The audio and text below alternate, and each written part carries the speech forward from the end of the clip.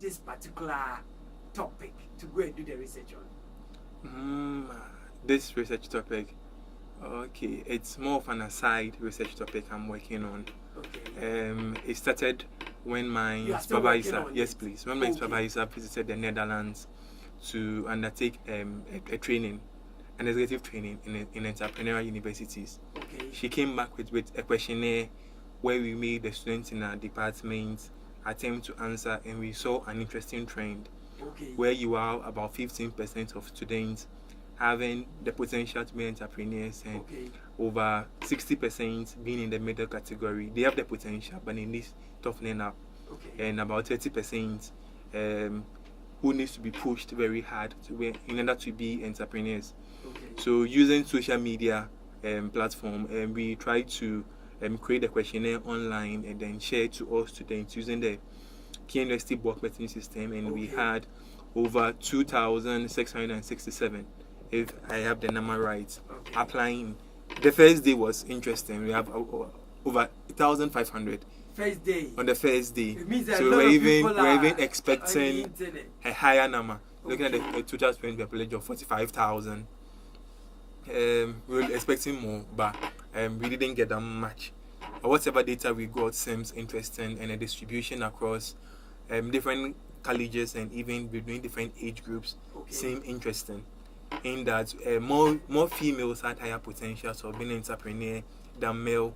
People can argue this fact because males, we are more daring, we want to do stuff, but the females are also doing a lot of great stuff, especially if we look at our marketplace and how they are trying to, the women carry stuff on their head, which even goes a way to prove this trend. But we need to still investigate further to know what these trends are and what we can take from them. You made some recommendation that there should be students entrepreneurship clubs. Yeah. Why did you recommend such or give that recommendation? The aim of the work was to assess students' potential. Okay. So if we identify a student, say yourself, to have a potential of being an entrepreneur, it doesn't mean you are an entrepreneur. Okay. And our curriculum does not have direct means of building student potential in order to come up with startup. Okay. And we felt one of the easy ways of attempting that, since we have a lot of student associations like the SRC and the department associations, Stratec, ongoing. When we have student entrepreneurial clubs, it's a platform where they can learn a few tricks on how to start a business, how to grow your idea, how to market, like the discussions were ongoing on using social media and building on their ideas and making them brighter and getting the right market. And then also making use of those already who have ideas can build on or develop their ideas as startup using the KNUST Center for Business Development or the KBI. Okay. All are avenues where we can build student entrepreneurs, because in other countries, the developing countries, there are lots of students coming up with startups. So students graduate school about a year or two, they actually begin the businesses on campus, and then a year after graduation, these businesses are now going out there delivering a lot of orders and so on and so forth. Okay, and another one that you gave was the student entrepreneurial mentorship and coaching. Who should do this? Because that was your recommendation.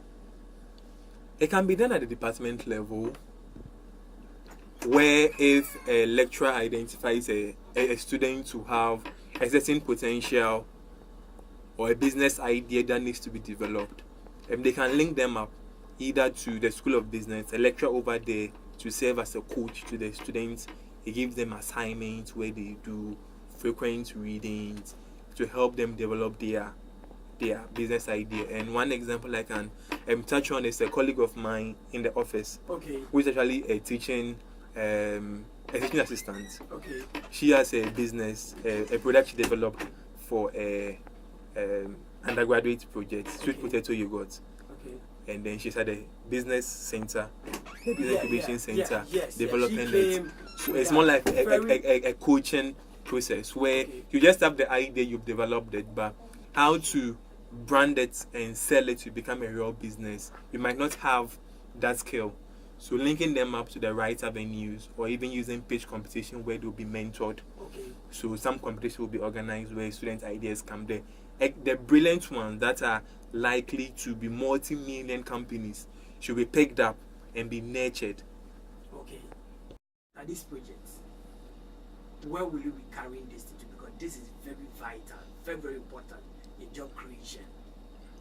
In undertaking this research work, my supervisor was like, Enoch, I won't want you to finish this work and keep the results to yourself. You need to go out there and give the results to the student because it benefits them. Yes. So attending conferences, I've presented this in 2 conferences. The first one is the BSU conference. BSU conference. And then the second one is the Ghana Science Conference this week. Yes. And I'm here again, okay, giving the findings to the students. But the students who failed the questionnaires did not know whether what they failed, they were in category A or category B. The first way that we are going to go is to go through class to class with the same message. We'll send them to their class reps phone on WhatsApp to put on their group pages where students can assess themselves online. And then, since I'm in there not teaching them what answer they should give, at the end of the questionnaire, the students will begin to know which fraction they belong to, whether they have the potential to be entrepreneurs or they don't have the potential to be entrepreneurs, and from there, what they need to do in order to. And we are broadening the scope furthermore to know if students who are first class students have higher potentials of being entrepreneurs. We want to actually investigate that is what more reasons into it. I want you back in the studio next week to find out who and who failed before, who can actually be a potential to be an entrepreneur. Is it a first class student or the third class, or those who were not able. So our initial questionnaire did not capture those fragments. So we are learning from the results outcome, and then we have redesigned the questionnaire, which we are going to go to the students again this time round to fill, but with a more broadened base to understand the trend of results better, and then the students, upon filling the questionnaire, would know where they belong to. Then when we come out there with the results, that is the results we are having. They might not have a lot of heated arguments as to what results you are having or challenges, although they are expected in science.